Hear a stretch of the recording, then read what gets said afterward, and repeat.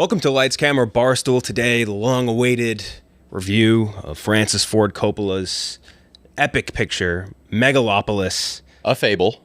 A fable. Is that a fable? The subtext for it? Yeah, I think they added it like 10 days ago. We got Robbie Fox here. Robbie has not seen it yet, but he's going to be sticking with us for the first half of this. And we're also going to be doing a draft of the movies and shows that we're most anticipated coming to streaming in this next month, the month of October, that is. So that time comes out. This will be out tomorrow at some point. Was today the 31st or 30th month? This is the 30th. Wait. Does September go 31 days? Oh, I'm really bad so about bad that. Dude, I know February has 28. Yeah. Tomorrow will be October 1st. There we go. I never know those mnemonic devices or whatever. Like I can never figure those. Rinse do. Make sure to wake up Green Day. Wait, yeah. Oh, God. Damn. You have that tweet. Yeah. The tweet scheduled. Yeah, Jesus 8 a.m. tomorrow it'll go out. Yeah. You just saw them recently, didn't you? Yeah. Glennie Ball saw them this weekend, actually. Oh, how was it? Amazing when I saw them. I'm sure they were amazing when Glennie saw them.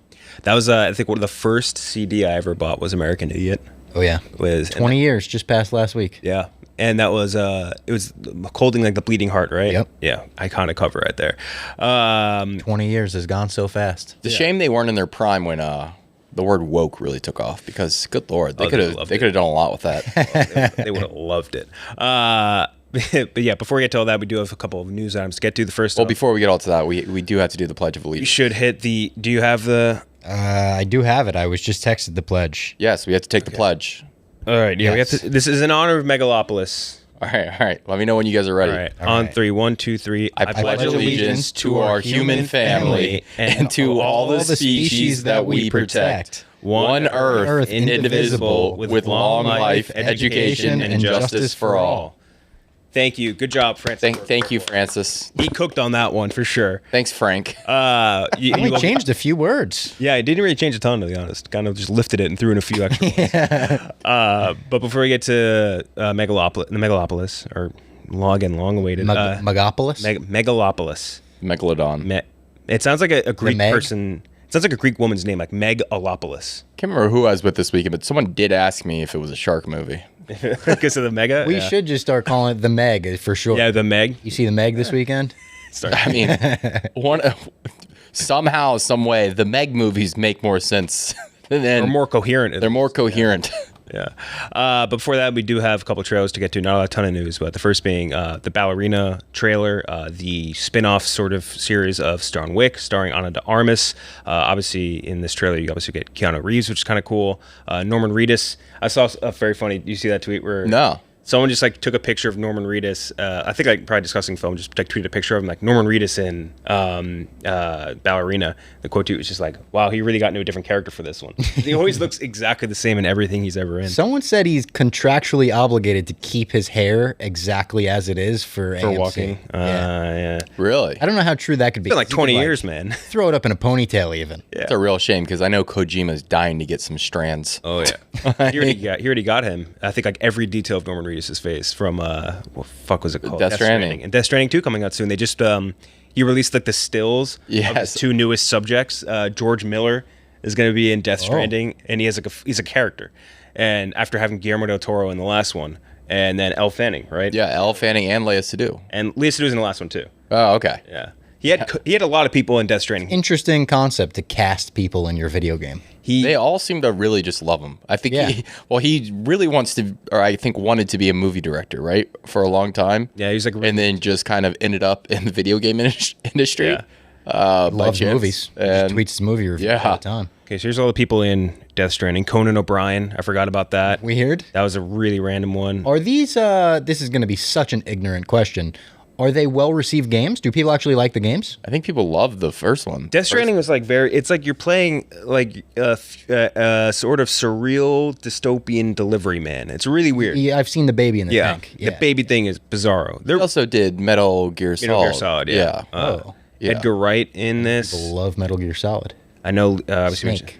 Yeah, that's right. Yeah, Snake Pilsen. I feel like I'm missing this. This list is missing a lot of people. But no, that's Snake New York. Taking an Escape from New York. That has to Solid Snake is Solid Snake. Yes. Yeah, I'm shocked they haven't tried to make an Escape from New York too. Is there a striped snake? I think those exist in real life. Those are the ones you watch out for, right? Yeah, the ones with the bright stripes. Yeah. But yeah, Ballerina has obviously Keanu Reeves coming back, Ian McShane coming back, Lance Reddick's, I believe, final role before he had passed away, Angelica Huston, Gabriel Byrne, a couple other people as well. It's Angelica Houston. Yeah. Not Huston. It's one of those like Houston things in my brain where I constantly fuck that up every time I look at it now. It's Angelica Houston. You dumb New York brain. Fucking stupid ass New York brain. But yeah, so this trailer, I think there's a couple good things to take away from it. Anna de Armas obviously can do action. She was in, I think Ghosted kind of took my bar down a little bit, but she was so good in No Time to Die that this should definitely work. Obviously having all the returning cast people, which they didn't have in the Peacock series, which kind of fell flat. And then the trailer looked good. Like all the fight scenes look great. Love that. So very in on this. Yeah, no, I'm happy this trailer finally came out because I was reaching a point where I didn't believe this movie existed. It's been in production hell for 5 years, I think. Something like that. And the trailer looks good. Like, very good. And Ana de Armas has been on a stinker of all stinkers lately. Yeah. I mean, she's been in nothing but bombs since Knives Out, it feels like. This feels like a step in the right. And I've heard Eden is not good either. Yes. Their upcoming one with Ron Howard. But this looks that's the good. one where he casted all the hot girls. Yeah, he did Vanessa Kirby, Yeah. Sydney Sweeney, Ana de Armas. Classic Ron Howard. Yeah, classic Ron Howard. That director. Who Daniel just, Bruhl too, right? I think Yes. I like him. God, that guy just oozes sex appeal, Ron Howard. But this is good because I know you watched the Continental, hated it. Not a fan. I ended up not watching it because I did not hear a single person say a good thing about it. So if this is good, this will get the John Wick franchise back on track. I really don't want them to do 5 still, but I want more of the world, if that makes sense. Like I think Keanu should be done with this role, but I want more of that world. It's a very cool like dynamic they've set up. Like a lot of people have tried, or a lot of movies have tried to make a world like John Wick and failed, and it felt cool, like almost like Wanted. You know what I mean? Yes. I feel like they've tried to do this many times, and it's never truly worked out in the way that John Wick has figured it out. It's a good comparison. I feel like Wanted was trying to do kind of a Continental-esque thing with The Secret Society of Assassins and all that, and it just didn't fit as well. I don't know why. I do love that movie. Me Do too. we know how much of this movie Keanu's in? If they're showing him in the trailer, I figure he's in a decent amount, like more than just a cameo. if I had to guess, it's probably that one scene. Yeah, and they like, just wanted to get the juices It'd flowing. be crazy if he was in just that one scene and they gave it away in the trailer. Had to get the juices flowing. They're gonna do this with the 2007 ending where he's like, "Looks like you've already started." Linkin Park hits. Yeah. By the way, I'm excited though. Continental was, I believe, like almost pitched or created by Mark Bernardin, who co-hosts Kevin Smith's podcast. Oh, really? And when it came out, he pretty much posted like, "Hey, my name is still on this, but it's absolutely nothing like what I wanted it to be. So God. enjoy. I had nothing to do with it." So I took that as like, all right, I don't know. Yeah, that's never a good sign. Yeah, no. I mean, theoretically, it was a cool idea because Continental was like that whole. I think the idea is great. Yeah. Yeah. No, I remember we were pumped for it for like the entire production and all the way leading it. Even the trailers made it look, reasonably good. It's not built for TV, I don't think, that franchise. So either. By the way, Ana de Armas' filmography since Knives Out. Sergio, which is that movie she did with that guy from Narcos, which was not good. Don't remember that at all. Like a Brazilian or maybe he's Venezuelan politician, I think it was. Bad movie. The Night Clerk. Nope. No Time to Die, which you mentioned, but that's not like her movie, really. It's not, Isn't but she in it is one like scene, the one. basically? It is the Never one. makes an alpha change? It's the one part of the movie that people really do love. Yeah. Like universally, everyone's like, yeah, that's the best part. Deep Water. That movie stunk out loud. Do you remember that one with Ben Affleck and Jacob Snails. Elordi? The Snails. The Gray Man. Bad. Bad. Blonde. Bad. Turbo shit. Bad. Truly turbo shit movie. Ghosted. Bad. That's even somehow. Wow, she was in like 2 back-to-back 0 out of 100s for me. Like legitimately zeros for me. Yeah. So what about her versus Emilia Clarke since Ooh, Thrones? yeah. It's like I'm looking at Emilia Clarke right now, and it's Terminator so bad. Genesis. Clark almost is better because she's not even trying. It feels it doesn't even feel like Yeah. Emilia, and she had the health issues for so long. Oh, I didn't know she even had health issues.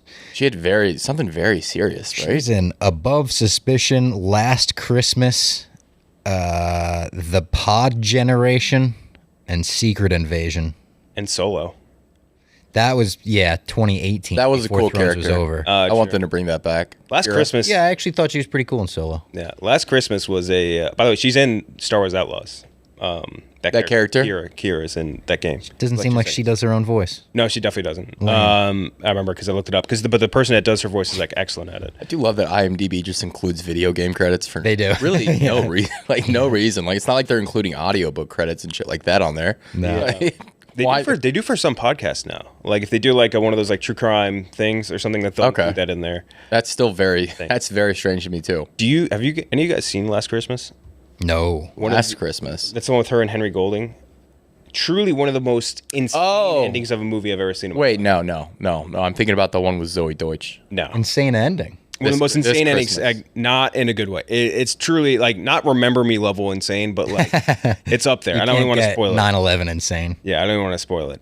But yeah, the Ballerina looks great. Big in on it. The one thing that I think kind of has me a little hesitant is the fact that it's not being directed by either of the two, like, or any of the big names from the John Wick world. It's directed by Len Wiseman, who did not direct any of the John Wick movies. His filmography includes Underworld, Live Free or Die Hard, and Total Recall, the one with the new Colin Farrell. Yeah, I like Live Free or Die Hard.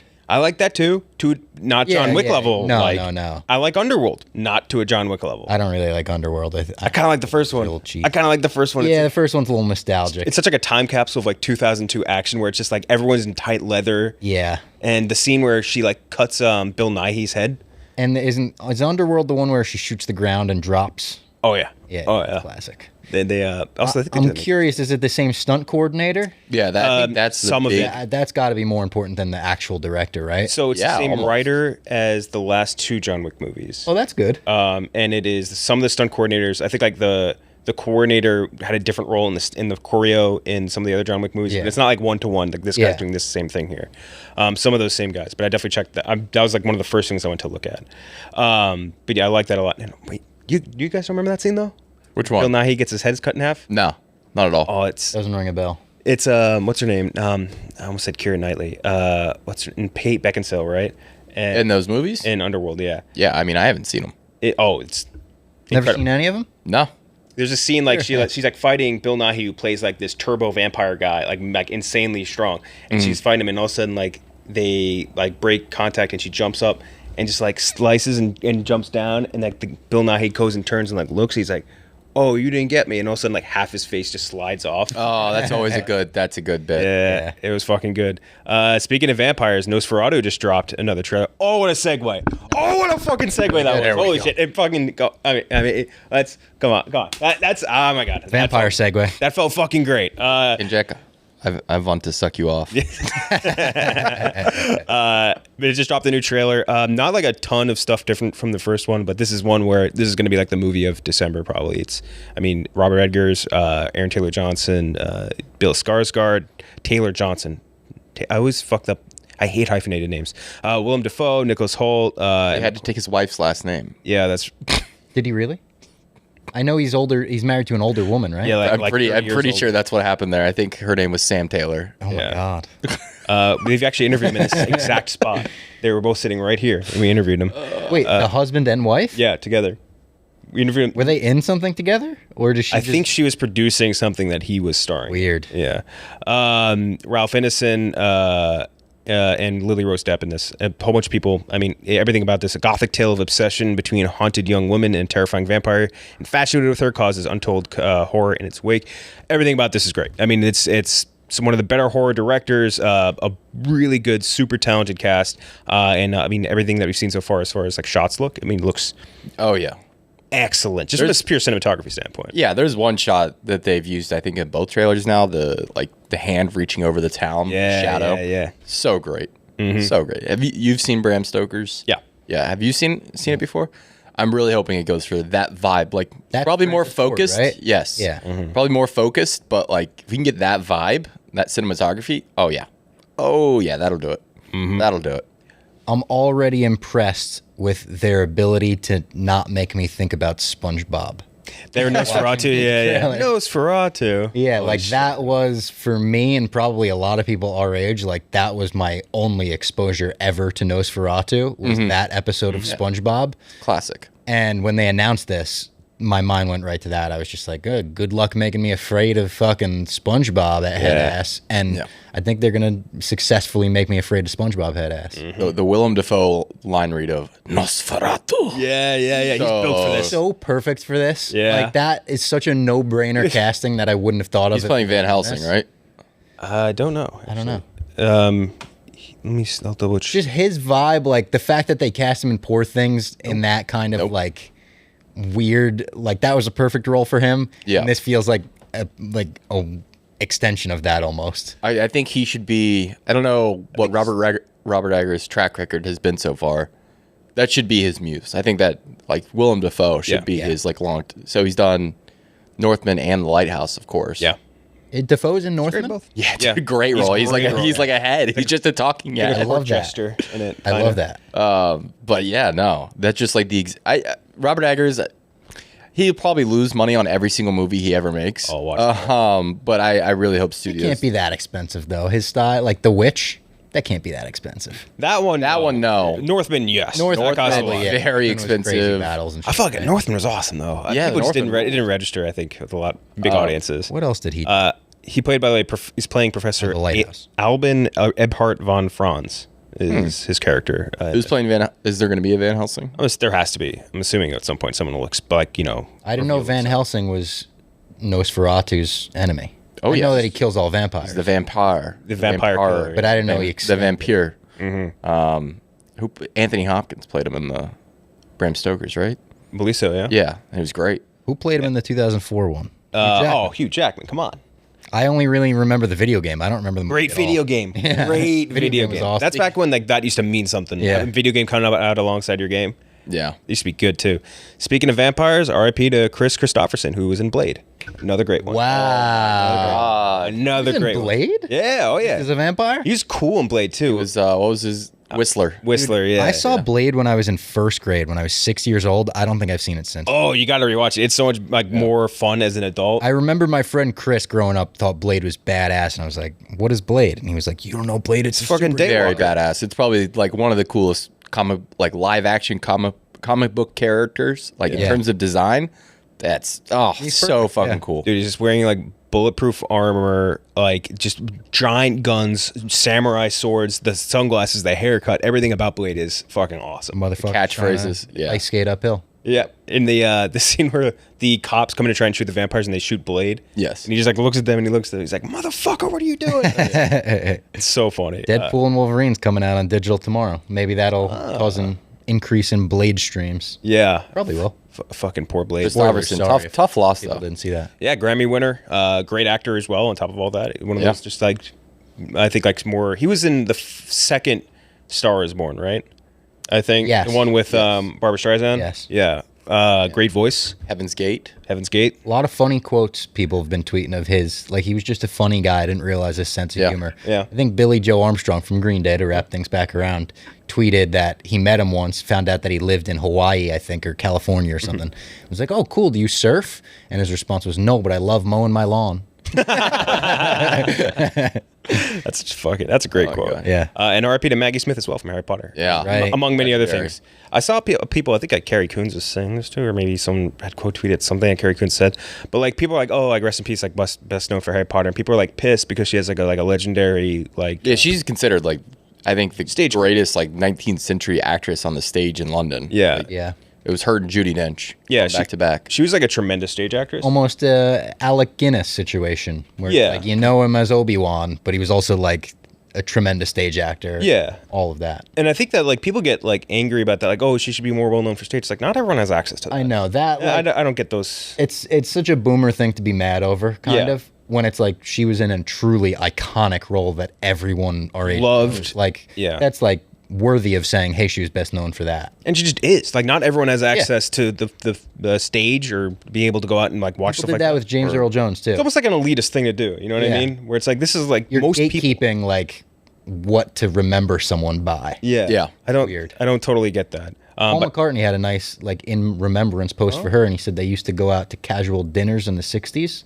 And I was like, does that mean they casually dated in the 60s? Casually dated fucking Maggie Smith. Yeah. Smith. McCartney, McGonagall. She had it going on. But yeah, rest in peace to those two. And then now we have quick 2 recaps. The first being the Penguin episode 2. I think that in all 3 we've seen this. I think the Penguin episode 2 seemed to me in the first episode where there's like some ups and downs where it's like one scene will happen and I'm like, wow, that's really cool. That's amazing. And then the next scene will happen. I'm like, I'm not as into this right now. But overall, this still like the good way outweighs all of the bad. And really, really enjoying it so far. I think that, and we had talked about this a little bit earlier today, Kristen Milioti is she's unbelievable. She's like built for this. Oh, yeah. Yeah, it's true. It's 100% the best part of the show so far, in my opinion. Yeah, no, she's fan. I actually still think Colin Farrell's the best part. I mean, it's like breaking my brain watching him do this, and like remembering that that's Colin Farrell. But yeah, Kristen Milioti is unbelievable and kind of spinning the character. Both of them spinning the characters on their heads, because Oswald in the comics and every other iteration has been like this short, squatty, like kind of money grabbing guy, and now he's a big gangster, Tony Soprano style. And Milioti, or Sophia Falcone, I know you know, like she's like a big brooding woman. And Milioti's just this little tiny thing, but she scares the fuck out of you. Scary as shit, man. Her stare is menacing. Like it's. I think we had talked about it a little bit, like when I think in this role, she just opens her eyes like 10% more than they usually are. And like that little extra bit just adds so much intensity to everything. Her introduction is so great when she first walks on and she's like out of focus. You could see someone open the door and you're almost like, are they going to try to whack him right now? Like what's going on? And his turn to her and immediately like, he's like, I thought you were in, she's like, Arkham? And you're like, that tells me pretty much what I need to know about this character right away. What do they call her, the Hangman or something? The Hangman, yeah. It's fucking cool name. The first episode, she has her neck covered a lot. We thought maybe she was going to have a scar, but I think you see it in episode 2 and she doesn't. Yeah. But you got a little bit of her in Arkham. It was like a dream sequence, but I liked how even in that one shot, it looked exactly as it did in the Batman. Yeah, I noticed that too. Yeah. It's impressive how they're making Gotham still look like Gotham looked on what I would assume is a much lower budget. Yeah, credit to them shooting in New York. Like you do get more like I guess more authentic-ish feel. I was wondering, did they shoot it a lot of it in New York? I think almost all of it. Because it looks like New York, but I didn't hear when they were shooting around here or anything like that. I think it was a while ago. Yeah, the thing look good. But yeah, no, I think could win Emmys. Like not just like the makeup one, but I feel like her and Colin they'll be nominated, I think, for sure. Their back and forth is unbelievable. I've also heard that she eventually gets her own solo episode that is supposed to be the best episode of the season. Ooh, I would love that. If it's just if it's a flashback episode to her time in Arkham, I would love that. That'd be cool. Yeah. Yes. I'm not positive. Don't quote me on this. I think it's episode 5. Okay, so a couple more to go. Yeah. Ooh, but yeah, very much into the show so far. And I think like... How long do we give? First off, how long do we give the Penguin before he gets caught by her? He is like just a fucking idiot. Yeah, he's a doofus. It's very Sopranos and Breaking Bad-y in that every episode I think he's going to dig himself into a hole where it's like, fuck, how does he get out of this one? Mm-hmm. It's almost like that, except it's not like you're following Tony Soprano. It's like you're following like Kris. Like, because he's too dumb. Bit, yeah. You know what I mean? It's Kris who's got his own Kris. Yes, exactly. Yeah, The Victor kid is very much... I also am praying that we learn to love this kid over the course of 8 episodes and watch him get whacked by the fucking Oswald in episode 8. Yeah. Oh. Right before we go back into the movies, remind us that this is the actual bad guy. Yeah. Because episode 2, they have me rooting for him so hard, where I'm like, I can't believe I give a fuck about the Penguin, and I'm rooting for him in this. Yeah. Like when he's talking to someone in Spanish. I love that part. And it's like, of course, a nightclub owner would know a little Spanish in Gotham. Like he's a little, even in episode 1 when he sees the drag queens, he's like, "Good evening, ladies." He's just like the way he carries. Man of the people. Likeable. Yeah, man of the people. It's classic gangster shit where he's likable until he does something where you're like, oh yeah, he's a fucking gangster. They kind of set that up like right off the bat in the first 5 minutes. Like his aspirations are like to be like the mayor, like the people's mayor. And if you fucking laugh at him, but if you laugh at him for it, he will pop you. That was my favorite so far. My favorite moment in the show, line delivery, when the mother's like, "What did he do?" And he's like, "He laughed at me." The way he says it's so funny. Yeah. It's funny, just an insecure dude. But yeah, Penguin's looking great so far. Really quick, Lord of the Rings of Power recap. I'm assuming you have not watched. I actually haven't seen the most recent episode because of no buzz about this show. So we talked about it a little bit. The last 3 episodes, or the 3 episodes previous to this last one, were super fucking boring. Like in like a very Harrenhal type space where it's like we're stuck in this one place, Oregon, not moving, not doing anything, boring as all goddamn hell. Nothing's happening. This episode, like they like kind of did their own build up. Like, hey, this is our Battle of the Bastards. This is our big battle fight scene, everything like that. And like parts of it look really cool. And like it's a very one thing I'd give it a huge amount of props for. When you look at something like not Battle of the Bastards, Battle of Winterfell, where everyone's like, can't see shit. This battle is all at night, and you see everything. You can see absolutely everything that's happening. Yeah. And looks great. Some really good sequences back and forth with Celebrimbor and Sauron out of it. And some other scenes where you're just like looking at it, I'm like, why does this guy's hat look like it's made out of rubber? You know what I mean? Like, and season 1 did not have that issue, right? I didn't watch season 1, but people loved the look of season 1. Pretty good production value, yeah. Some like there'll be like random things like a set of armor or whatever. It's like kind of like, oh, like that doesn't look like. Who's the director that has that quote about light at night, where he's like, "Where's the light coming from? The same place the music's coming from." Yeah, exactly. Yeah. There's some director has a quote about that, but I think about that every time someone brings up the Battle of Winterfell. I'm always like, yeah, that guy was fucking right. You don't need to make it realistic. No, you just need to make it look cool. Yeah, who was it that said it? That's like a great quote. Whoever. Yeah, I remember hearing that once, and I was like, same place the music is coming from. That Peter Jackson hits me. I think it might be Peter Jackson. It's Peter Jackson. Lord of the Rings. Look at that full circle. Fucking A. Yeah, you can't use that quote. You're a hater. I know. You are a hater. I'm using that quote in reference to Peter Jackson's King Kong movie. King Kong, yeah, or fucking love that movie. Bones or whatever. But yeah, it's a solid episode. Some up and down a little bit, but there's I think my all-time favorite kill in this from Lord of the Rings in this episode, and just to like there's a giant. You remember the troll thing that they introduced for really quickly? He like walks up to an elf and just goes like this, like he has a giant club in one hand. Just bats him and just like launches him across the battlefield like he's hitting like a wiffle ball. It's so fucking. It's so funny. But yeah, that's Rings of Power. Now we're gonna do the Megalopolis review last. But first, we are going to do a draft of movies and shows that are coming out on streaming this next month of October. Prime Video, just to God bless them, they're just like not putting anything out, and they're not like telling us what's coming out. And it's frustrating. And Max just doesn't tell what things are leaving. It's just all very frustrating. But this is mostly going to be like I would assume Hulu, Netflix, and Max. We'll start out with Gooch, then we'll just do me and then Robbie. Cool. So, okay, hold on. Let me pull up my list really quick.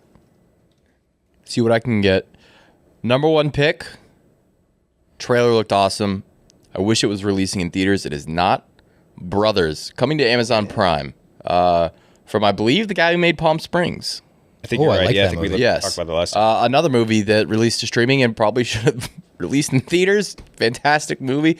Brothers looks very funny. Very, very funny. We talked about the trailer. It just opens up with Peter Dinklage being flung by Brendan Fraser. Thrown into a bathroom. Yeah, which is always just very funny to see. But I'm excited for that. Like good streaming comedies are hard to come by. I've heard nothing but middling things about Wolves, which came out this weekend. Yeah. I will watch that. But if we can get like a good streaming release, one a month would be very nice. But right now we're getting like one every 3 months. I think this will be the one for this 3 months. Max Barbacow, he did do Palm Springs. He's doing Brothers. And also doing an untitled body swap movie with Julia Roberts and Jennifer Aniston. What the fuck? That's interesting. But yeah, this one you were mentioning, Josh Brolin, Peter Dinklage, Marissa Tomei, Glenn Close, Brendan Fraser. Wow. Great crew. Yeah. No, even the look of the movie does not look like a streaming movie even. It's dirty. A little bit. It's been 15 years, but I'm surprised they're calling it Brothers. Yeah, I know. I thought that was very strange too. Yeah, and very dark movie too. Very dark. Compared to the vibe of this Pretty good movie, though. Yeah. For my number 1 pick, I would do the franchise coming out on Max. Yep. That is one that looks incredible. I mean, every single individual component of this show looks amazing. Sam Mendes directing episodes. I didn't know Sam Mendes was involved. Ian Nucci doing the script, who obviously did Veep, Death of Stalin, and all of these things. Great cast, great concept, and it's on HBO, so like you're not getting cheaped out on. And I think like the sort of world of like the big franchise movies, blockbusters, like that is so ripe for the picking in a good way. You know what I mean? And I feel like it's never been satirized well. Yeah. Like people try and it's so on the shitty, nose. like Judd Apatow, COVID The bubble, movie. and So yeah, bad. it's a lot of like on the nose type of things, and like it's not really been hit on in like a good, witty or smart way, and that's what Iannucci, that's like his entire thing. So everything about this, Not since season 2 of Entourage. yes, Yeah, of course, true. of with what's it called, Big Jim, Aquaman, yeah. Big Jim, Mesh Patel also I love. Mesh Patel. I want to see him in more roles. Daniel Bruhl again. Oh, Daniel Brew, that's right. He's great. A couple of good people in this too, but very interested to see how that series shapes out. Now, Robbie, you have back to back. For my first pick, I'm gonna take some movies that remind me of fall a little bit. One that you mentioned going to Hulu is Late Night with the Devil. Came out. It was on the festival circuit last year, but I think it basically came out this year. I got to interview David Dasmalchian about it. Character actor who I think this was like his first lead role in anything. Yeah. And he plays a late night host in the 70s, and the whole movie is kind of found footage. It's basically they play you the broadcast of a late night show from like Halloween night, I think it's 1977, and in the commercial breaks you get like handheld camera footage of what's happening during the commercials. It's great. It just is a complete like vibe of a movie. It gives you that throwback feel. It gets a little crazy in the third act. They start to bring in some CG and it goes off the rails a little bit, but I think it's very worth watching. Did you guys see it? Yeah. Have not seen it. I think you would like it. Yeah, probably. Fun. I think your assessment is almost like dead on. Yeah. Where it's like for the first like two, like two. First like acts, 2/3 like, you're in. Oh shit. Oh, Yeah. shit. And yeah, that definitely. And it gets a little crazy, but it gets crazy in almost like a campy 70s way where it like works. By the way, one of the great posters. Oh, that was such a great good poster. throwback poster. Yeah. All of the marketing material for it, they did a good job with. And it's just kind of fun seeing David Dasmalchian like acting his ass off Yeah. in a lead role. Like you never see that. And then I'll go with another movie that reminds me of fall but goes in a completely different direction. Coco. Coco, hell yeah. I love fall Coco. And yeah, Day of the Dead, November. Yeah. Kind of gives me that vibe, all of the orange leaves even going into those scenes. I don't want to call it one of the last great like Disney Pixar movies, but I just watched Inside Out 2 this weekend and kind of went into it being like, this is going to be awesome. The first one's amazing. And I was a little underwhelmed. Coco was, I think, the last one I went to go see in theaters where I left being like, holy shit, It's got the they belt. still got it. It's got the belt right now. Yeah. You know what I mean? Like that's. Remember me at the end? Holy fuck, what a moment. Oh, that fucking grandma. Yeah. Man. I think it's like Dave's favorite movie, right? Or something. Yeah. One of his top movies. Dave is determined to go back to Disney when they put the Coco ride in. Installation in, yeah. So Coco off the board. For my next one, I think out of the groups we got left, I'll do another horror movie that came out recently, Barbarian. Barbarian coming to Hulu. That would have been my pick if I didn't take Coco. I love Barbarian. Love Barbarian. We talked about it a lot when it came out too. Very under the radar movie. Zach Kreger, right? Kreger, yeah. Yeah. He since getting that is now like kind of like a darling of Hollywood, and like they want him for making every movie. I know he has that big one. Like Yeah, it's called giving Gun. him like $1 bajillion to make a movie, make a horror epic. Is it's Gun? What's the name of it? I can't remember. talking about? Something like that. It's like one word. Yeah, I know he's become again just like the really big like more famous director just based off this one movie, and that was really good. Justin Long, so good in it. Yeah, such a dick. Yeah, Bill Skarsgård, so good in it. A lot of great like misdirections throughout the movie and great creature design. Like Good comedy too. Like Yeah. very funny moments in that movie that break up the tension. Another one where I feel like it goes off the rails by the ending, Yeah, but it doesn't like ruin the movie or anything. It's just like, all right, yeah. Oh, I'm ready for this dance. So the one I was talking about is called Weapons. It's close. Done. there we go. Close. Josh Brolin, Julian Gardner, Alden Ehrenreich, Benedict Wong, a couple other people too. But yeah, I love Barbarian a ton, and that old lady, just fucking gross. What was her name? Mommy or something like that? Mama? Yeah, Mother? Kind of reminded me of do you know how like everyone's like memeing the what's the Glenn Close like yo pussy stanks or something like that, like that everyone keeps like memeing. It's like the original version of that. But yeah, Barbarian off for me. Now Gooch is back to back. First one I will take, one of the 5 best movies on the year, finally coming to streaming, Challengers. Yeah, that's right on Hitting Prime. Prime. yeah. Hitting Prime on tomorrow. Great movie. If you haven't seen it yet, check it out. Don't believe like I know it gets kind of marketed as a girls movie. It's an everyone movie. It's fun and kinetic. There's no threesome. Just throwing it out there. They marketed that heavily. They did. They teased that and they didn't happen. That was fucked up by them. It's like a 2-hour edging session versus I mean, Good point. It's fantastic. Yeah, no, it's a very, very good movie. And I will back that up with, what do I want to go here? A horror movie from this year. It doesn't hit streaming until later in the month, but I will get it. Trap. Cooper Trap, my love. I can't wait to watch it again. I really can't. A movie that the first two acts, I think everyone is kind of on board with. I know some people weren't as much as others, but most people on board for the first 2 acts. The third act is very much more divisive. I like it, but I can see why people didn't. I think you do need to see it, though. Like most Shyamalan movies. They're just fun, yeah. They're worth seeing. They're fun to talk about. Good time. Yeah. Great girl dad. And yeah, Josh Hartnett, he's just a girl dad. He just wants to protect his daughter from the world, from himself, from his work life. Yeah, both of them, honestly. Yeah, I mean, it's a self-insert. Something that really bugged me about that movie, and it's such a weird thing, like this isn't not a real complaint. The concert happened at 3 p.m. They had to get tickets to the afternoon show because the late show sold out. It's not a thing that's ever happened, ever. Anywhere. I cannot think about the details. Do not, don't. It took me out of it's like 2 seconds into the movie, the girl goes, thank God you got tickets to the afternoon show after the night show sold out, and I was ready to walk out. Just don't even say it. Like, don't even say it. I'm out. I can't get back into this movie. Yeah. No need to even address that. So Challengers and Max both off. For my next one, I would do... There's a couple other good ones on here that are newer or whatever. I think I would do Detroiters. Yeah, that was on my list. Detroiters, yeah. You never heard about it? I didn't even see this one, no. It's a series that Tim Robinson did with Sam Richardson before. Yeah, on I Comedy did see Central. this. Yeah. I did see this. Very, very funny series. And I think a lot, I think a lot of other people too discovered it after I Think You Should Leave. And I was like, oh, well, I want to see what else he's doing. Very funny show. Very funny show. Very similar humor to I Think You Should Leave. And I forget where... I think it was on Hulu for a bit and then disappeared off streaming and now it's back. It'll be on Netflix. Very funny show. Yeah, I've only seen YouTube clips of it. Yeah. So I'm pretty pumped to actually finally just watch it. Yeah. Good ass series. Also seeing from his world of casting characters, I am seeing Connor O'Malley Wednesday night. Oh, nice. Yeah. I forgot he was doing his tour. Yeah, I'm pumped for that. That's going to be... He's one of the funniest and weirdest goddamn dudes. Yeah, I do not know what to expect for this. Is it the one? Is it gonna be the same set as the one he put up on his comedy special? I'm not sure.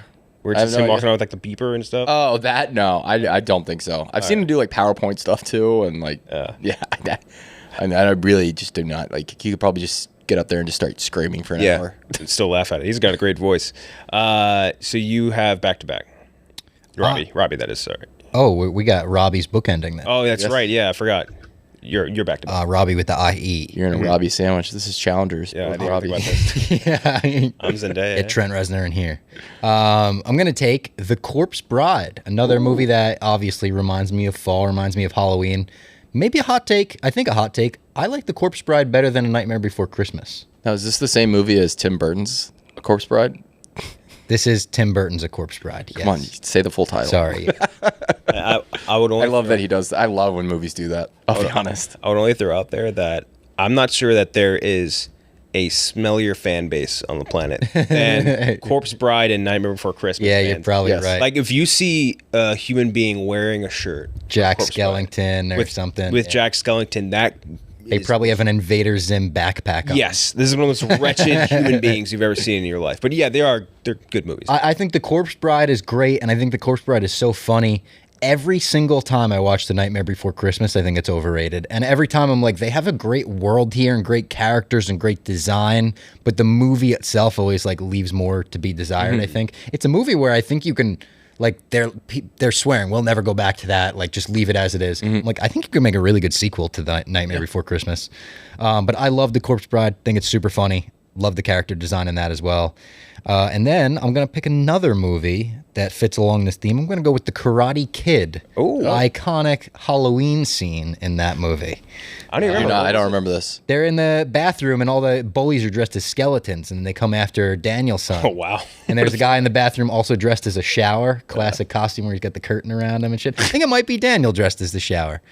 Whoever it is, it's got a great Halloween scene. And I love The Karate Kid. I have a new appreciation for The Karate Kid after doing a full movie commentary for it with Alex Sulkin, who is a writer, producer on Family Guy and Ted 2.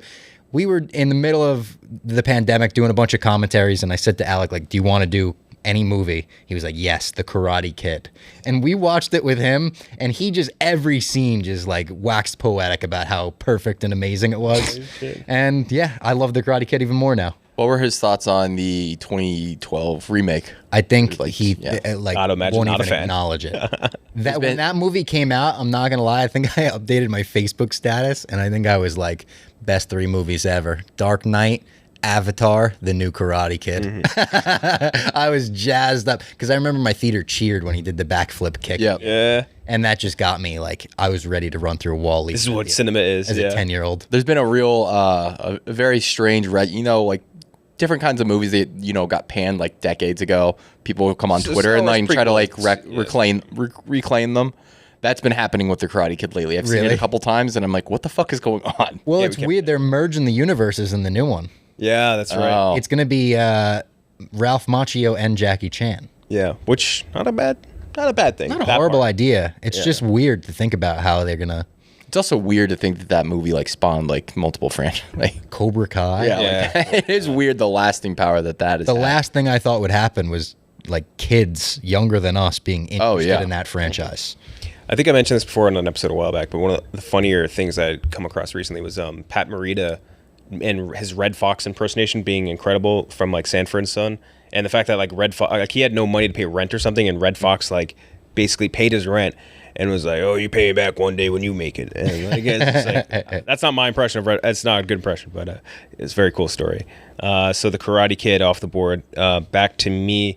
I would do. There's a series on Netflix that I don't think enough people appreciate, and it's called The Diplomat, and it stars Kerry Russell among many other people, and it is new, right? It came out, I think, 2 years ago. The first season came out, or maybe it was a year ago. It doesn't feel like it's been that long. But it was a very quietly solid, like, political intrigue show. Kerry Russell is fantastic in it.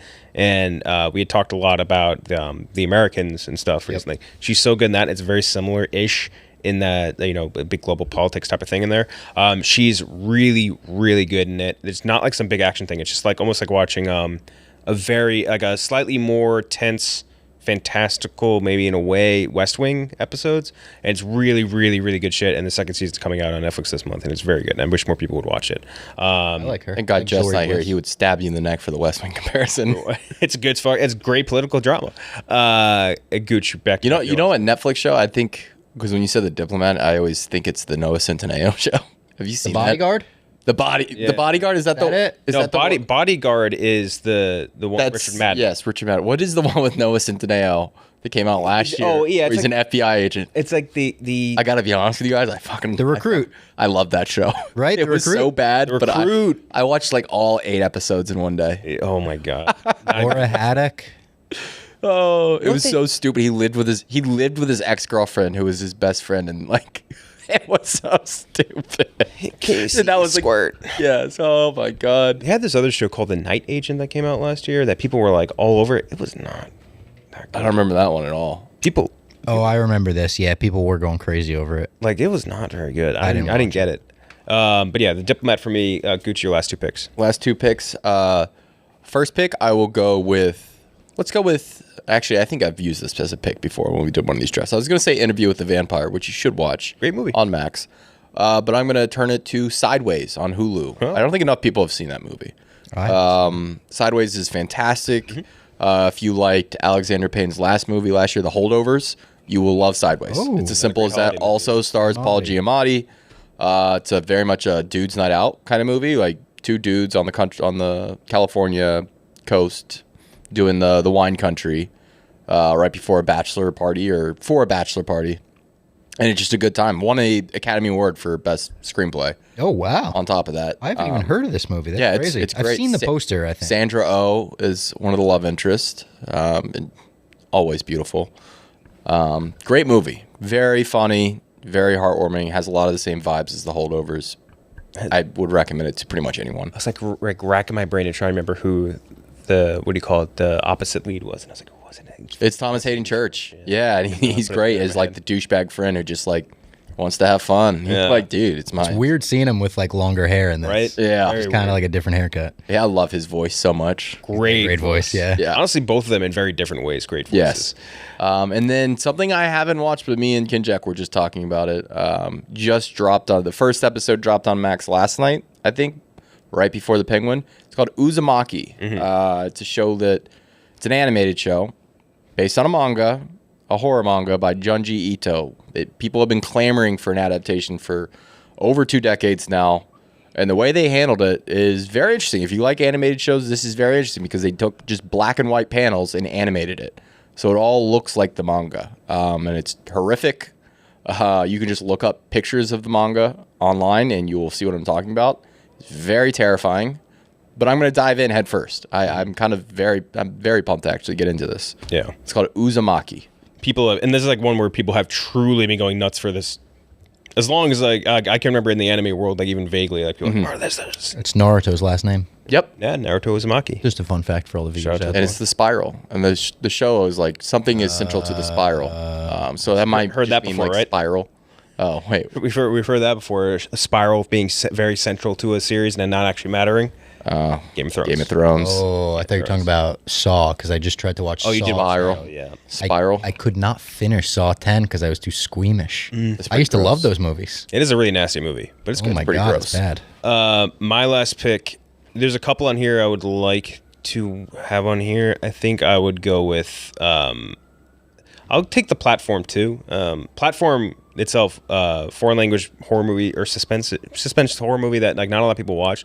Very cool. It's very like little like on the nose, like as far as its relation to like class and stuff. It's like all these people in a prison and the person like it's like Okay, yeah. It's like a Snowpiercer kind of. Is this an American movie? kind of no. I want to say it was Spanish. And it's like you're in this big thing where it's like you're in a vertical cone, right? Yep. And the prisoners at the top get all the food, and like as you go down a layer, like you just get the scraps. Basically. Okay, yeah. And it's They took Snowpiercer. it just turned it that. vertical. Yeah, They flipped it on its head. yeah, but it's the original title is El Hoyo, which means the hole. Oh, not the platform. El Hoyo. Julio. I don't know how they do a second movie out of this, but I like the first platform. It feels like There's another platform. the second platform. But I would go with that. Deeper. The hole goes even deeper, sir. Second hole. Your last pick, Robbie. I'm going to round out my fall draft with a perfect fall movie, Long Shot. Ooh, An election movie. Great. Oh, yes. Yeah, actually a really enjoyable rom-com. Seth Rogen, Charlize Theron, and I don't remember who else was in that. I just remember they were good. kind of like a stupid concept of he's her script writer and she's running for president, speech writer, whatever. She's running for president. They fall in love. Goofy, but funny enough to completely make up for like the ridiculousness of that concept. One of my last favorite Seth Rogen movies. Even though that sounds crazy, it's not like a Seth Rogen movie. Trying to think. But he hasn't been in something that was just like truly just funny. The Chippendale Rescue Little Rangers. Wise. Chippendale was good. That was yeah. good. Yeah. But I guess that doesn't really count. Yeah. Teenage Mutant Ninja Turtles, but that's not really his either. Yeah. He's good in I mean, he like Invincible. wrote that and stuff, but like Yeah. just a comedic Seth Rogen role where he's playing Yeah. a typical Seth Rogen character. Yeah. This might have been one of his last ones, and it's good. Not a fan of American Pickle. Oh my God, that was so bad. I watched that whole movie. What a waste of time. Oh my god. That was I don't know so what he was bad. thinking there. Super Mario Bros. That is a good pick. That was almost kind of flew under the radar in a way. It did, yeah. But it's not like the funniest thing ever, but it is very, Oh, you know what? very funny. It's not like his movie, and it wasn't that funny in it either. I don't think particularly, but Dumb Money, I think he was good in. Yeah. He was good in that. Yeah. That's not like I wouldn't be like, Steve oh my Cohen, god. right? Or he played Gabe. D'Onofrio played Steve Cohen. Yeah. Who did Rogan play in that one? It's like Gabe something. Yeah, he played someone like a billionaire. I couldn't believe looking up. Oh, that guy looks familiar. Watching Dead Poet Society. Yeah, Who's that? yeah. Vincent D'Onofrio. Skinny. Holy fuck, that blew my mind. Also, I wanted to bring this up since you brought up the Holdovers. Do you think the Holdovers and possibly School of Rock took a little inspiration from Dead Poet Oh, Society? for sure. Those were the Got two some movies vibes. that watching that I was like, I think I saw little threads of that. Oh yeah. A little bit Yeah. of private school, yeah. You can get there. By the way, long shot. I didn't remember O'Shea Jackson and Andy Serkis were both in that. Bob Odenkirk. Oh, O'Shea Andy Jackson Serkis was is like his funny in best it. friend, right? Yeah. Alexander Skarsgård. Yeah. Ravi Patel. We've I think had on our show. I love the scene where he infiltrates the Nazi group And they find out he has to get the Nazi tattoo. Yeah. So our picks are Gooch has Brothers, Challengers, Trap, Sideways, and Uzumaki. I have the franchise Barbarian, the Detroiters, the Diplomat, the Platform. Robbie Fox has Late Night with the Devil, Coco, the Corpse Bride, the Karate Kid, and Long Shot. A couple ones that left off. A Quiet Place Part 2 is coming to Netflix. It's a good movie. Good. I like Part 2. Yeah. Yeah. I like it better than the last one. And I like them all. The day one stuff in 2 is like some of the best stuff in the franchise. They never got the good day one stuff in day one. Oh, yeah, the opening. Yeah. Yes, that's incredible. Very good scene. Salem's Lot, which is like a Stephen King adaptation, is coming to Max with Louis Pullman, among other people. I don't know really much about it. I know they did a miniseries in the 70s, and I know it's Stephen King's second book, and it's about like a vampire haunting like a town. Is Stephen King involved? I don't know. That's like the deal breaker. If he's involved, it probably won't. It probably won't be good. Oh, really? Is it? He gets involved. He's got a bad touch to. He does not seem to understand what is good in movie adaptation, because he like hated. It's the same with J.K. I think it's a writer's, like a book writer's thing. Like J.K. Rowling also. Did he like the recent It movie? I had that on my. I almost drafted not the sequel. I think he did like the new It movies. I liked the first one. The second one's not horrendous, but it's not great. He like loved the new Pet Sematary. Was that it? Yeah. Yeah. With Jason Clarke. And he loved Dr. Sleep. Yep. I haven't seen that one, but I want to. That's on my October list. I don't think it's bad. I made the mistake of watching it right after I rewatched The Shining, and it was like, holy shit, night and day there. Yeah. But yeah, Salem's Lot, 21 Jump Street, and 22 Jump Street both coming to Max, among I think a couple other series. And then I think the one horror movie that has always fucked with my head bad. There's two I think that have really scarred my childhood. One is Jeepers Creepers. That one. Oh, real creepy. That one really messed with my head for a long time. Really scary. And then The Hills Have Eyes, the mid 2000s one. Never seen it. Oh, it's so fucked, dude. My sister had to sleep in my room for like 3 weeks after that because she saw it when she was like 17, 16. She like. I think Pyro's in that, right? Aaron Stanford.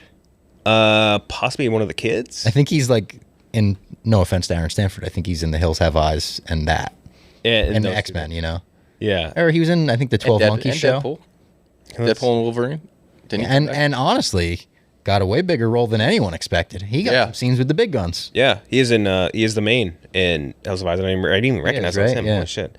But that is a fucked up movie, and like more ways than just like the whatever gore of it.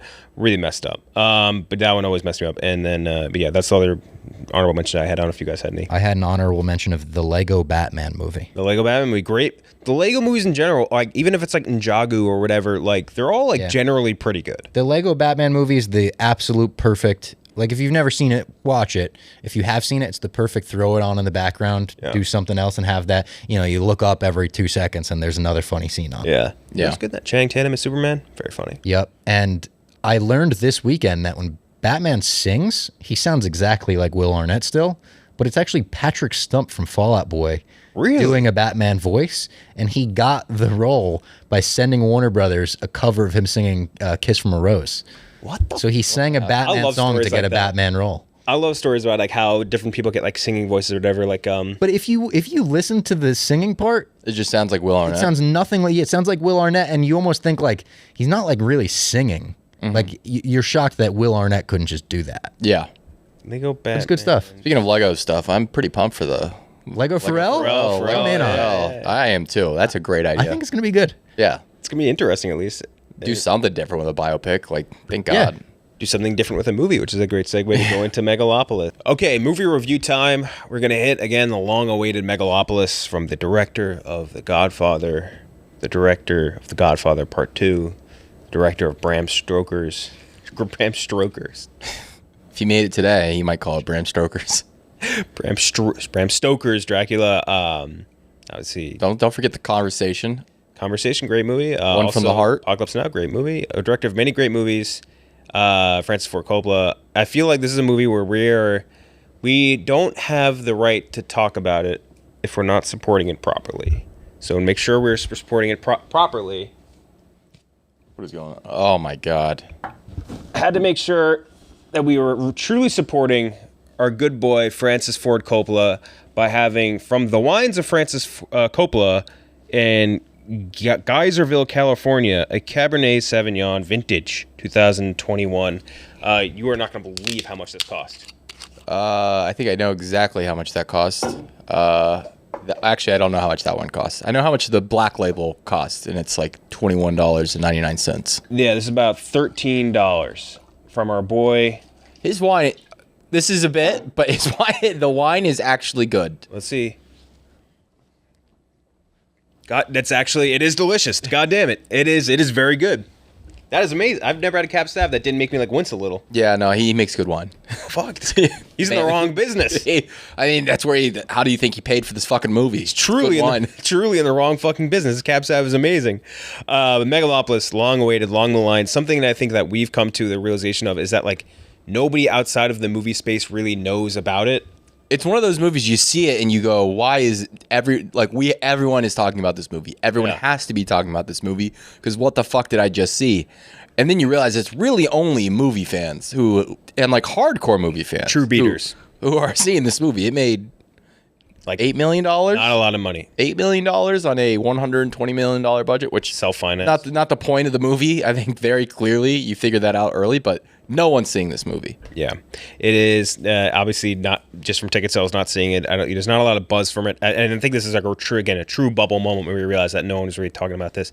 And I think the moment that I kind of put that together was, and I just told you about this earlier today. I had a friend text me and be like, "Hey, did you see Megalopolis?" And I was like, "Yeah, why?" And he's like, "Well, we wanted to go to the movie theater to see something. We just happened to see that this Francis Ford Coppola movie was playing, and we didn't even know he had a movie coming out." Which again, crazy. But this is a person not into movies, and they were there opening night and didn't even realize that it was opening night.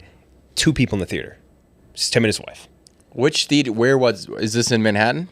This is somewhere in Jersey. I would imagine. Okay, that makes more sense. Yeah, but nobody there. It's just something that I think that really busted down. And it's even, again, because I posted a meme of the Adam Driver exchange. This is amazing wine. It is. Really good. I'm trying to get to I watched another round last week. I'm trying to get to my .05. Your point, yeah, exactly. But there's something where I think it's a movie where Francis Ford Coppola makes a movie. Everyone should be there. Everyone should be talking about it. And he's self-financing. Like, there's so many different storylines to this where I thought this would be a huge deal. It really just isn't to people outside of the movie space. But to us, very into it. And again, I posted that meme the other day of like making fun of the Adam Driver exchange thing where he talks to a member of the audience. Nobody had any idea what I was talking about. It's like, what movie is this? Adam Driver's doing a movie? What is this? Like, yeah, the fact that not even our followers were like picking up on what it even was. Like people following a movie account. Yeah, had no idea. And it's insane that he really did do it. He didn't do it at your showing. Yeah, my showing did have it. Bonkers. I didn't pick that showing. But Megalopolis, the city of New Rome, hosts a conflict between Caesar Catalina, right? Yep. Yeah, Caesar Catalina, a brilliant artist in favor of a utopian future, and the greedy mayor Frank Cicero. Between them is Julia Cicero, a loyalty divided between her father and her beloved. Stars, obviously Adam Driver is like the big mega star in it. Giancarlo Esposito, Natalie Emanuel, Aubrey Plaza, Shia LaBeouf, John Voight, Lawrence Fishburne, Talia Shire, Jason Schwartzman. Which, by the way, what a waste of Jason Schwartzman. He was in it for I can't even remember. He was in it for I couldn't tell you what his role was either. I don't know what his relationship was to everyone. Was he like kind of like the PR manager for I think Caesar? I'm not sure. He would just like show up randomly and like almost making a cut a ribbon or something, and then he would just disappear. I'm like, why even cast someone this big? Grace Vanderwall, Chloe Fineman, James Remar, a bunch of other people as well. Lawrence Fishburne, another big missing one there too. But okay, so Megalopolis, again, big self-funded movie, very ambitious.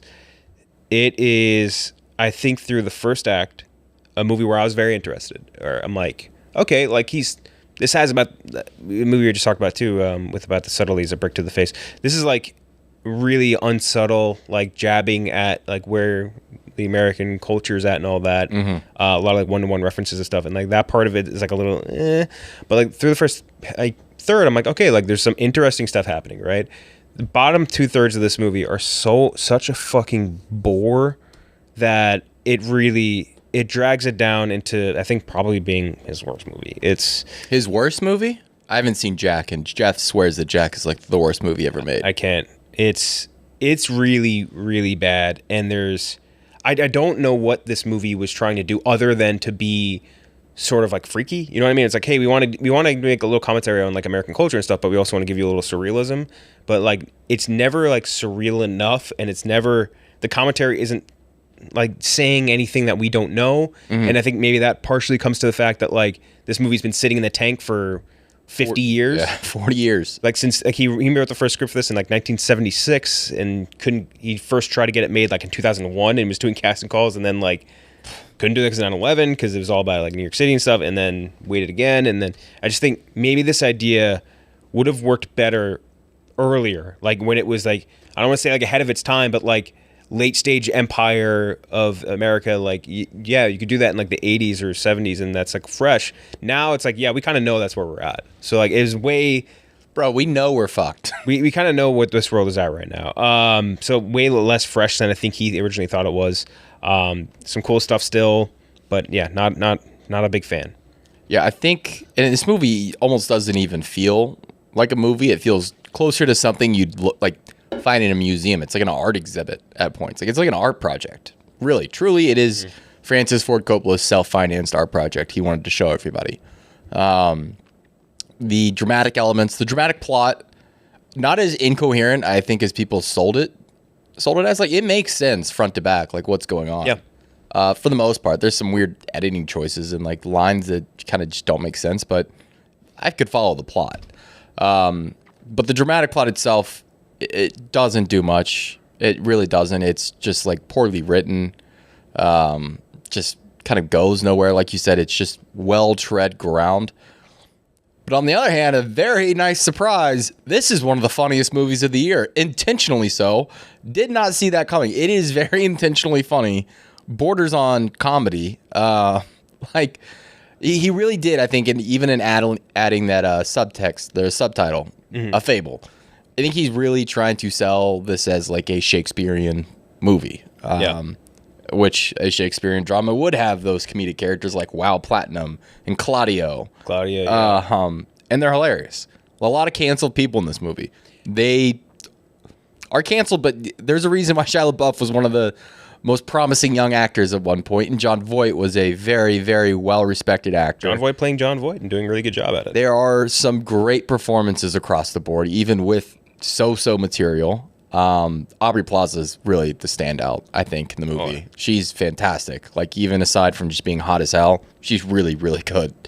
And then there's some great visuals, which I think was expected. Like, Francis Ford Coppola can do some very visionary stuff and just create things that you wouldn't think to.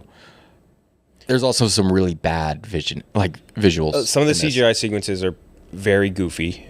So I think most of the practical sets that they got, where they get like, hey, let's show off some opulence in like a small constricted sphere, they looked really good. Yeah.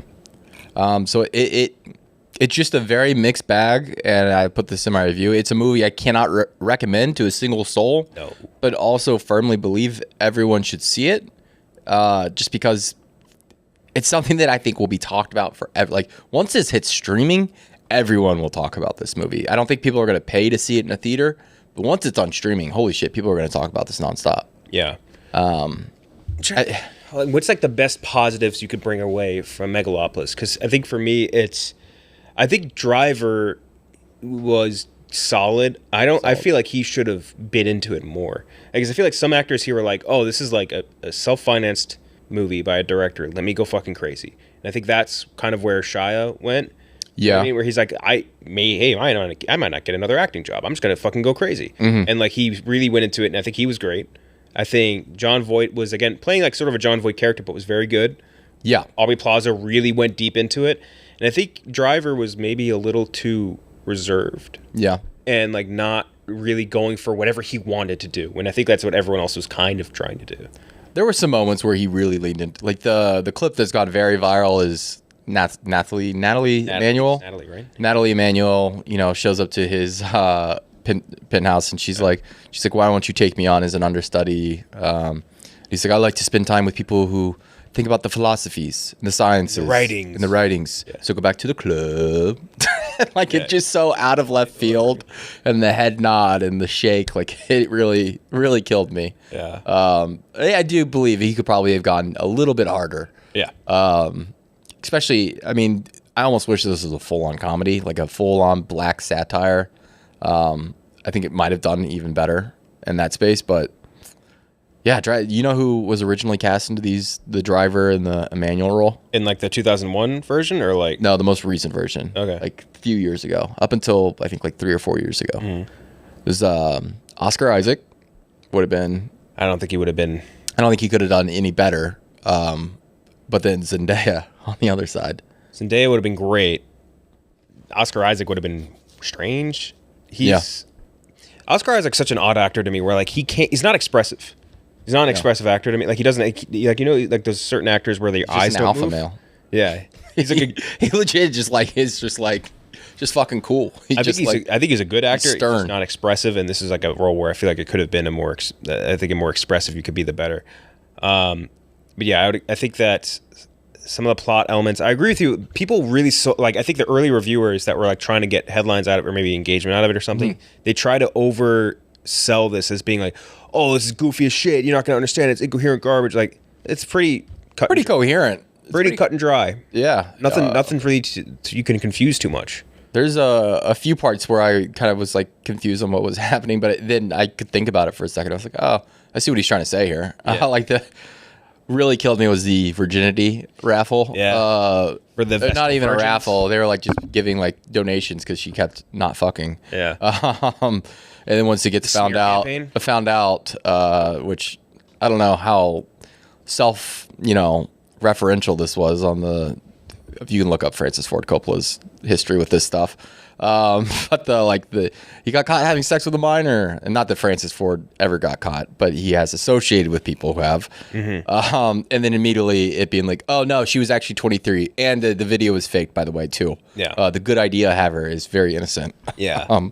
Very funny, and then it hard cutting once more into that girl just doing a wrecking ball music video. That was funny. Everything by the way, Madison Square Garden scene was awesome. Yeah, very cool. That was very cool, reimagining Madison Square Garden as a coliseum, and he comes out doing the Hamlet, to be or not to be. Oh my god. There were a lot of scenes like that I think throughout this where it's like he's hitting it too hard. Yeah, probably too hard on the head. I mean, literally he has Shia LaBeouf stand on top of a fucking Nazi symbol at one point. If you can't tell that this guy's being a Nazi, we're gonna put him onto a Nazi symbol. Yeah, them the riots, by the way, in general, where they're like, what the fuck's his name? Like Caesar's fascist, like all that stuff. Like where they have like 10 people. Like there's certain scenes like that where it's like the practical looks great, and then other scenes which like you couldn't hire 10 more extras here and just like shoot this a little bit better, make it look like it's a grander scale. I do like the edits that he made to the city to make it look more fantastical than it is, you know what I mean, to make it look more like this like sort of alternate future New York City. I like them. I think that it made it feel more like what they're going for, like the Roman feel, I guess. Yeah, not just the names, because the names are maybe a little over the top, but like the rest of it, I think they did a good job. And I still think they're like, again, the concept in general might be a little stale of the aging empire thing, but there is a good movie, I feel like, within. There's definitely I think there's a very transcendent movie inside of this. Yeah. Someone else should have been writing the script. But the idea there is great, I think. Like, especially removing, like, it's not a real time or place. I like that idea. Like, it's similar to New York, but is it futuristic? Is it retro also? Like, it's also kind of old-timey, like, if, like, technology stopped 20 years ago. Yeah. That might be just an effect of like him writing the script over 40 years. It's almost like it reminds me of like Fallout a little bit, where it's like, hey, the microchip was never invented. It's all vacuum tube technology. Yeah. Like, but like some of them look great, and then some just looked real bad. And how about Francis also self-inserting him twice? First with the name of the baby, we'll name her Sunny Rose. Was I think the girl's name option absurd? Sunny Rose or Francis. Yeah. And then the mayor himself, Frank Cicero. Frank, not as in Franklin. Frank as in Francis. Which he's just like, what does this all mean, Francis? Who are you in this movie? Because for half the movie I thought he was supposed to be Caesar, and I still think he probably was supposed to be Caesar. Who knows? So I'm just going through his old. He wanted to film. He conceived the idea for Megalopolis after finishing Apocalypse Now in 1979. Oh, finishing Apocalypse Now in 1977. It's insane how Francis legitimately can't get funding for movies too. Yeah. This has been his thing forever. If in my brain, like if you could get funding for like a for example, like the Northman, right? The Northman gets like what $100 million budget. Like if that could get $100 million with Skarsgård, like an Adam Driver led movie, and everyone know, like even like general American public, they know directors. Coppola's towards the top of the directors of names they know. Yeah, you can sell that name. The guy that made The Godfather and maybe they got the conversation. Yeah, but Apocalypse Now. Yeah. He's trying to make this in 1979. Right after he finished that, he's like, I want to try and make this. So let's see. They screened it as an opera over 4 nights in a giant purpose-built theater. And they wanted to do it in a place, they wanted to make it in a place like Red Rocks. What the fuck? So that sounds kind of fucking awesome. He devoted it entirety of 1983 to developing the film. He was collecting, over the next 4 decades, he collected notes and newspaper clippings for scrapbooks about intriguing subjects he envisioned incorporating in the screenplay. In mid-1983, he described the plot as taking place one day in New York with Cataline Rome as the backdrop. It's similar to how James Joyce's Ulysses or Homer looked at Dublin. So like again, all this look cool. It's just I feel like we have known America's like in that late stage Roman Republic type of deal for a while, and like that it doesn't feel, I don't know, it just doesn't feel new. Doesn't feel like he did anything super fresh with it. It's just like, but there's still at the same time there's something. There is something there for sure. I can't wait to rewatch. Like I like this movie. I see this is the problem. I don't know if I like this movie. I liked it, I think, but there's just no classification for this movie. Yeah. There really isn't. Which is commendable in itself. I love the little, I don't know if you saw this at the end, for Eleanor, his wife. Yeah. Is he watched without Eleanor? Is that possibly? Yeah. If you don't know, his wife was also very involved in the making of everything he did. Yeah. Not quite like a Bigelow, but like, yes. I think actually, is there just a Bigelow news drop that we missed? I think I saw a notification from Kroll. Unless I'm just missing, because I thought I said it was a Hurt Locker reunion. Maybe that was it. Fresh, no, it's Daniel Melichor. Zero Dark 30 reunion as Jason Clarke is going to reunite with Catherine Bigelow at her next movie at Netflix. Okay, cool. Not a lot of news, not a lot of info there. She should make Point Break 2. No, they already did Point Break remake. Remember that? Yeah. I don't think about that. I never saw it, but I heard it was literally the worst thing. It's so bad. It was Edgar Ramirez, and I don't even remember who played Bodhi. Or no, Bodhi was Edgar Ramirez, and then I forget who played not Johnny. That's one of those things I don't think you can remake when an actor who's that beloved dies. Yeah.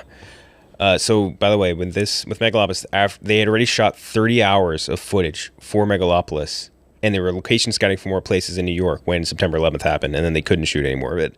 And there was a whole part of the movie that they had shot parts for where the Soviet satellite crashes into the city, where it's going to happen in Lower Manhattan. Oh, it's just if there was any sign that God was telling you, hey, don't make this. Yeah, that might have been the one. Jesus Christ. Osama bin Laden just, I can't make that joke.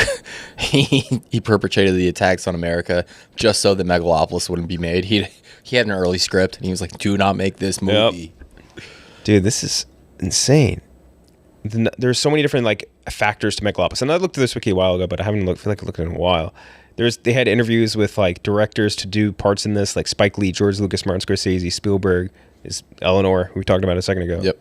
Damn, that's crazy. They shot all this like other footage within the city for it, man.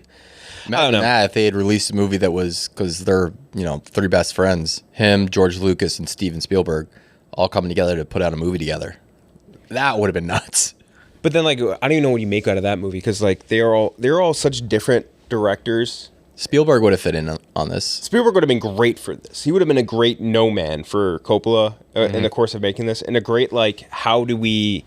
Lucas would have encouraged the weirdness. He would have encouraged the weird, because this is almost like in a way it has the sheen of the prequels to it. Yeah, a little bit. Exactly. It's the sheen of the prequels where not only does it like visually not totally make sense in a sense, but it also has like the vibe of like no one was here to say no. Yes. No one is here to say, hey, Francis, like, not a great idea to do this, or maybe this isn't totally comprehensive. And Spielberg would have been a great job, like, even storyboarding this. Yeah. think a little bit better. Hey, George, what do you think about these tree buildings? Oh, I really like them. Yeah. Those are nice. Whatever you like. But yeah, so that's the stereotypes he would have made about the people in New Rome. Yeah. George Lucas. I don't know what else you have on Megalopolis. I think the big thing, another big part I took away from was the big ending monologue is like the ultimate, like I watched him like he really thought he had something here. Oh, yeah. He really thought he did something with this. With him just standing over like, no, the people, we must stop with the people. It's like, this has got no juice. Yeah. I thought there was going to be another 20 minutes after that, I won't lie. It's kind of afraid, almost. I almost think this, and I'm shocked this movie, I told Kenjac that this morning, I was shocked that this movie only clocked in at 2 hours and 20 minutes. Not because I thought it felt longer, just the fact that if you're going to self-finance a fucking movie, make it, dude, go all out. Go all out. Makes me think he ran out of money making this. Mm-hmm. Because this almost, like, make this 3.5 hours. Just make it 3.5 hours and really fucking go for it. Yeah. It's an epic. It's a fable. Come on. You can't compare yourself to Homer and then clock in at 2 hours and 20. You would think that if, like, Ridley Scott, for example, self-financed a movie, that movie would be 5 hours long. Oh, yeah. Minimum. Or, like, if, like, Zack Snyder got a self-financed movie, which why the fuck hasn't he at this point? Or, like, yeah. For him. Which, by the way, I heard his new animated series is ass. Yeah, it's tough. He's in a bit of a rut. I don't know where that... You know what? My girlfriend did bring this up, too, though. I believe this fully. I agree with her. Every late stage director that has this kind of pache should be allowed to make like one of these movies at the very end of their career. Just like a fully self-financed, do whatever the fuck you want type deal. Yeah. Like I would love to see what the fuck does Spielberg want to make at the end of his career. That was like almost Fableman's though. You know what I mean? We're like, It's like, hey, I want to do this like very me project. Yeah. Or like even like some other actors I feel like have done that too, or directors have gotten that too. Like Beau is Afraid. Like Beau is Afraid is not a movie. Yeah, Beau is Afraid is definitely hey, I'm gonna do whatever I want here. Yeah, like there's a couple movies like that, and that movie cost a shit ton of money, made nothing either. Like I feel like a few directors do get that chance, and they don't totally. Sometimes a studio helps. Sometimes a studio or somebody there to say no is good, but like I feel like there's a difference between like a studio being like, hey, this is maybe a little too much, or versus them being like, this is what you should do. Yeah, this is going to test well in this quadrant. You need to add in this character and give them more screen time. Yeah, exactly. Like that is, I think, the big difference. If a studio says like, what this thing that you created, this part that you're trying to do, we don't think that is going to work, is like, that is annoying, but okay. But like when the studio interjects and be like, you should do this, that's bad. You know what I mean? Like add this part, film this thing. We have this idea. That is bad when they're interjecting. But I don't know. Maybe. I don't know if it would have helped a ton here, a studio, but I don't imagine it would have hurt it a lot either. Who knows? I'm happy this movie exists. I'll say that much. Yeah, and there was very funny. There was something there. There was something. I don't know what. There was something there at some point. You also saw a couple other movies too. You saw Anora, right? I did see Anora yesterday. Which, if you're not familiar, Sean Baker. He is maybe the most undefeated director in the world right now. Yeah. Last 3 movies have been just universally praised, critics and audiences. Red Rocket. Starting with Tangerine, Florida Project, Red Rocket. Bangers. Bangers on bangers. Really low-budget movies with not big stars. He doesn't like doing that. All of these movies kind of focusing in on sex workers, but then exploring kind of different parts of America through that lens. They're great. They're all fantastic. I highly recommend. I've been including them on Streaming Post. Highly recommend all of them. But Anora's his newest one is a Best Picture frontrunner at this point, with Mikey Madison being a near lock for Best Actress. Won the Palme d'Or in Cannes, which is a very good indicator of how things will do over here. It was fantastic. It's his best movie yet, at least out of the ones I've seen. Fantastic movie. I saw it described as Pretty Woman meets After Hours from Scorsese. Very, very good description. That is exactly what it's like. It is fucking hilarious. It is one of the funniest movies I've seen in years. Mikey Madison deserves all the praise. If you're not familiar with her or don't recognize the name, she was the Manson girl in Once Upon a Time in Hollywood who got set on fire. She was in Scream 5. Trying to think of what else she's been in. Very small career, but she's just knockout. And there's another actor in it. Russian man who I can't remember his name. He's like I think more of a newcomer, but yeah, it's not her boy. A lot of praise. It's not her husband. The one that he's great too. But there's another Russian in the movie who is fucking unreal. Who plays Igor? Let's see, Yura Borislav. Yes, Borisov. Great. Yeah, no, this is one of those movies that especially see with a packed crowd because, like, it's funny. Like the New York Film Festival crowd was like cheering and going nuts for it. Great movie. Mm-hmm. Very much looking forward to that. It's got like a 98% on Rotten Tomatoes with like a shit ton of reviews and so forth. Is a 98% with 81 reviews, which is tremendous. Getting a lot of love. Like you were saying, Mikey Madison taking the blind share of like the credit. She is so hot. That too. Not the point of the movie, but she is so hot. She plays a stripper, an erotic dancer. Yeah, really getting a ton of hype. Very excited for that. What do we have next week? Joker, baby. I'm seeing Joker tonight. Right? I'm seeing Emilia Perez tomorrow, which I don't know what to expect with that. What are you seeing tomorrow? You said it? Emilia Perez. That's Zoe Saldana and who was it? Selena Gomez. Yeah, they're doing a Q&A afterwards. Can't wait to... Have you watched any... Selena, let me ask you about your Instagram stories on Sunday night. Have you seen any of that, what is it, Only Murders in the Building after season 1? I started season 2, and once Cara Delevingne had more than 10 minutes of screen time, I turned it right off. Delevingne? She is a terrible actress. Terrible. You didn't like... What was that movie that French bastard made that we didn't like with Dane DeHaan? Fuck, what was... Do you know what Valerian? Valerian, yeah. Valerian, the City of a Thousand Planets. I don't hate that one. But yeah, no, it's not great. She's not good in it. I like Paper... I did like Paper Towns, though. I did like Paper Towns. Let's see. Joker next week. Salem's Lot, also, like we mentioned before. The SNL movie, but I don't know if that's wide or not. It wasn't playing in Chicago. I've heard it's not great. Yeah, that wouldn't shock me. Ivan Reitman. Yeah. Hellboy, The Crooked Man, coming out soon. Brothers, like you mentioned before. I don't think that's going to theaters. That's later in the week. Which one? Hellboy. Definitely not. But just something we could review. We got to do Joker. Yeah, Joker will obviously be 1A, but if there's anything else that we can do, we could probably do Saturday night. You do that Friday? Can you get to it Thursday night, you think? Joker? Yeah.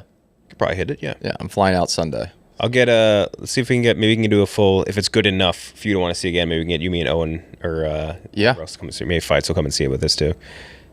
Goddamn Shia. Just looking at the cast list for this movie again, for Megalopolis again. Claudia. Chloe Fineman, by the way. Terrible actress. She flubbed her line and they left it in. Did you notice that? Yeah, that's tough. She just absolutely fumbled a line. She had like 2 lines. She fumbled one of them and they just left it in the movie. He also, because of our family movie draft, I got a new Coppola in my bag. Mm-hmm. He had Rami Mars in the movie. Oh, I thought she's like Rami Malek. I was like, no, Rami Mars, the youngest, Sophia's daughter, was in it as like the interviewing for like there's the most pointless scene. He just wanted to put his granddaughter in it. Yeah. And she's just like asking, who was it? Natalie Emanuel's character questions. Like she's like, her character's name? I only remember Caesar and then Cicero, but that's only because they're 2 very famous names outside of. Is her name also Sunny? No, it's something. Obviously, Cicero, Julia Cicero. She knows a lot of Marcus Aurelius quotes. Which makes you smart.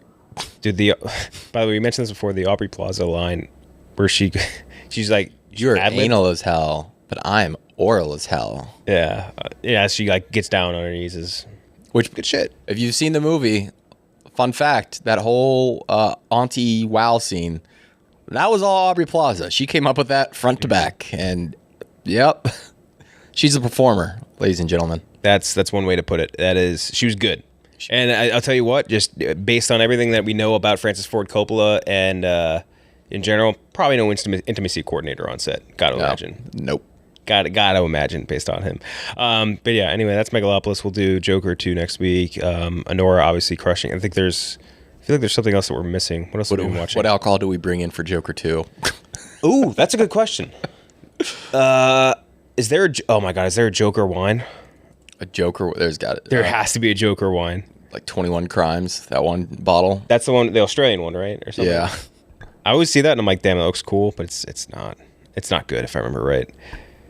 There is Joker wines, or not the Joker wines, but like Ones with cards on it. You listen to the new Lady Gaga album? No. It's bad? It's just like, I can't imagine how fucking mad the Gaga fans, like the real hardcore, I like Gaga, but like the real hardcore ones were. It's just like, it is like legitimately a Joker 2 prep album, like an accompanied album. Like she's doing like show tunes. Like she's like, the first song I think is Good Morning. Like, good morning, did you sleep through the night? Like that. Some of the things that just looking at our watch list. We watched The Game recently. Game was awesome. Hadn't watched that in forever. Tell Me Lies was... every now and then my fiance will like... It's like she's a magnet for bad shows. Like she refuses to... Like, I'll try and get her into like Premiere TV. Like, because we have Max. We have like all these services. I'm like, watch... Sopranos. I got her to watch Sopranos. She loved it. Got her to watch Game of Thrones, even though she hates fantasy stuff. Loved it. And then she's like, okay, well now I want to watch Tell Me Lies. Now I want to watch Gilmore Girls. Now I want to watch like all these like. I'm not that Tell Me Lies on the level. Gilmore Girls is way better than Tell Me Lies. But she's a magnet to these awful. The Mormon Lives show. Oh. Just a magnet to these awful shows. And the Tell Me Lies one is maybe one of the worst ones because it is just the entire show is based around this one. Just like how many uncomfortable, awkward sex scenes can we insert into the show? And like we've talked about this, I feel like a bunch too. Where like people like Zoomers are like, hey, we want to get rid of sex scenes in movies. They're awkward. Why do we need these? I've never been about that. Yep. I think sex in movies is good. Sex in TV shows is good. But when your entire point of your show is revolving around how many obviously zero chemistry sex scenes can I insert into my show, like that's bad. It's a bad show. And it's really the stuff they say is so fucking uncomfortable. Like you know what I mean? Like when they're talking through it. Oh, talking to you. Oh, fuck me, baby. It's like, ugh. Yeah. Shut up, dude. Like, what are you... Oh, it's fucking gross. T2, we both recently rewatched. Yeah, that's very funny that we both just did rewatch T2 in the same, like, 2 days. T2, and what else was on your watch list? Another Round you just mentioned? Yeah, I watched Another Round because that turned 4 years old. Just a great movie. Just American a fantastic movie. American remake incoming. Oh, yeah. Is that still... There's no way that's still happening.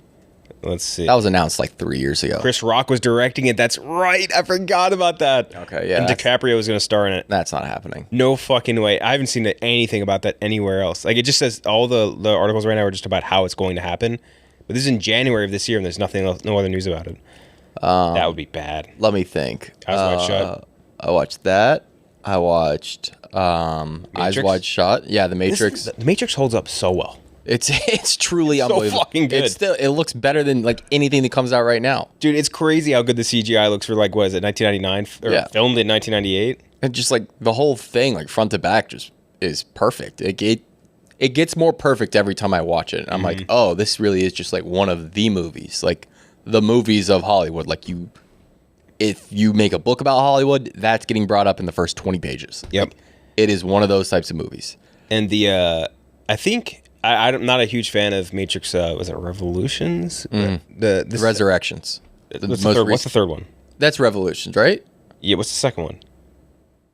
Oh, God damn it! There's too many R's here. Oh, well, no. Reloaded. Yeah. Reloaded. I think there's a lot of scenes in Matrix Reloaded that are very good, and I think specifically the Merovingian, right? Was the guy, the French guy? Yeah. I was just gonna say I really don't hate the 2 or 3.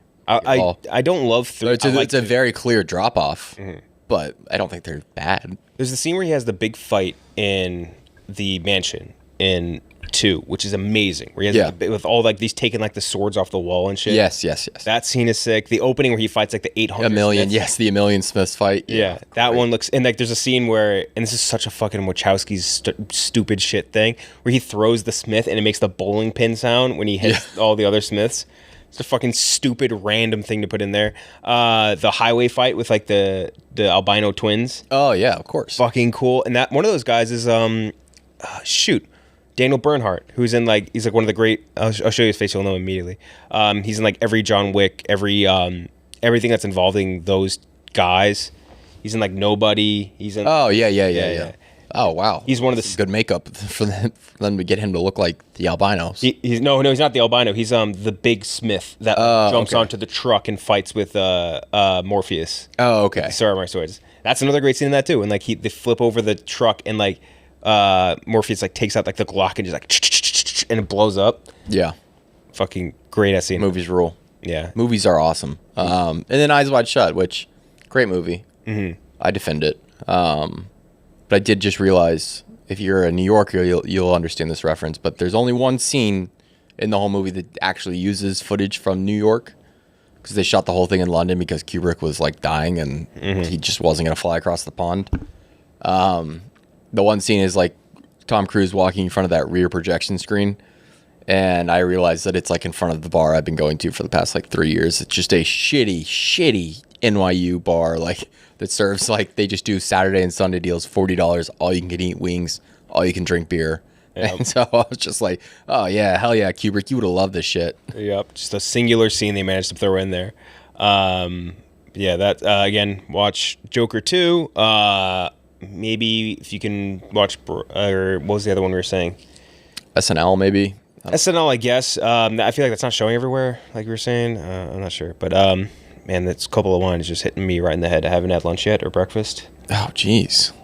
Just slamming me in the head right now. It's like, this is really New Rome right now. Yeah, we feel like we're in New Rome. We feel like we're doing as the New Romans do. It's 5 p.m., but we're partying like the Romans used to. But we'll be back next, or maybe Friday. If I can see it on Thursday, we'll put it out Friday night. Actually, no, Friday's a dead zone. Maybe we'll just do it Monday. Yeah. We'll figure it out. I don't know. We'll see you guys next week. See ya.